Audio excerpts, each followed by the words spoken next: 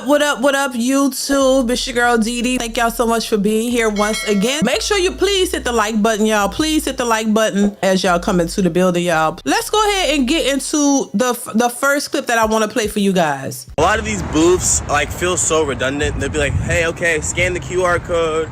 Okay, take down my LinkedIn. Okay, we'll reach out to you and look at our page for any roles. It's very, very difficult and very frustrating. Did you try to park somewhere? The Lord forbid you tried to drive and park? Yeah. You weren't doing it. We're now here at the Google event. We are waiting in line. As you saw, the line is very, very long. This is literally AfroTech. Every single time, the line is going to be long. What time is it? It's 5:27 right now, and the doors open at 5:30, so we're hoping to hopefully get in pretty soon. 20 minutes later, and the line has not moved at all. Yes, we are still waiting here. The line did move a tiny bit, but it only moved because people have left. People are walking away from the event to go to other events. I'm not physically seeing anybody inside of the event, so that is also very informative to me. That was just a little clip from AfroTech, and I know you guys are already familiar with that and how people are saying that they've turned AfroTech into this dating scene of a bunch of women who are not in tech, a bunch of women who know that this event is full of men. And so now you have a bunch of women who are taking over the events. You know, what they're saying, lines are out the door. People can't even get in because a lot of people are using this as a hookup spot, as a way to go and find possible connections with decent men. And it's not, you know, it's turning into that as opposed to what it is. So people who are actually in tech may not be able to get into the event because there's so many women out here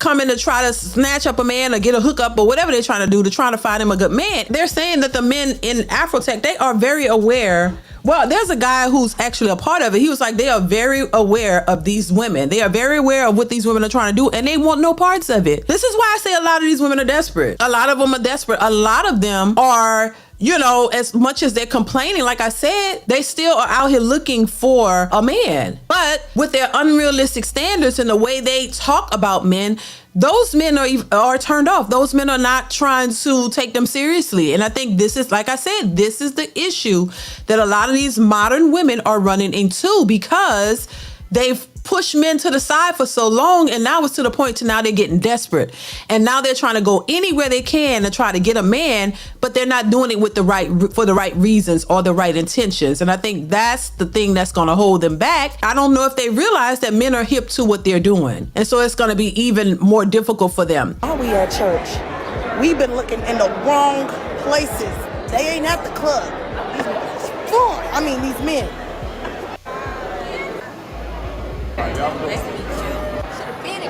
We should have been. I just saw that the worldly women are about to start going to church to find a man. Oh Lord. Just please, Jezebels, please don't take all the good ones. And I hope, actually, because if he's a real man of God, he would not get God. But please don't take all the good ones, please. I told people to go to church. I told them go to church, come in late with a red dress on and some high heels, and clickety clack through the church and sit on the front aisle, the front pew. Make sure everybody's seeing walking through. Go up to get saved at the little altar call, and you will leave with some type of man with some type of money. Jesus will get you some money. Walking at church late. Make sure you look good. Have your little red dress on. Sprinkle, sprinkle. How do I, as a boy crazy 19-year-old, figure out how to keep guys off my mind? I'm black skinny. What? Is this a joke? All right, y'all. So y'all know that was a sprinkle lady. Y'all know how I feel. She gives some bad advice, in my opinion. I don't rock with the stuff that she be telling people at whatsoever. I think it's bad. I said that before. She's telling you to go to church, you know, go up to the altar, child, pretend like you want to get saved, you know, with your red, you know, probably red tight dress on to try to entice the men, to try to get them to look at you and want you or whatever. That's what the other women were saying. Hey, the men are fine and they're at church, so they're not going to church to get saved. You're not going to church to repent for all the, you know, the 304 behavior. You going to church, and on top of that, you're not trying to go to get your mind right. You're not trying to go to get yourself in a better mental state.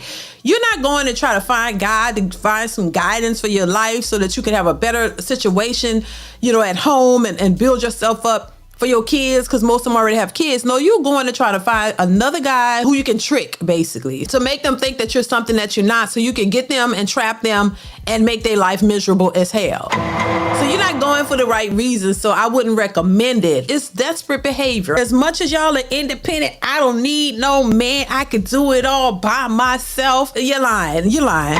Stop lying. Stop lying. Stop lying. Just be honest. You want a man. You want one. You need one, but you don't know how to get one. So the only thing they know how to do is play games and try to lie to these men, manipulate these men, the very things that they say men do.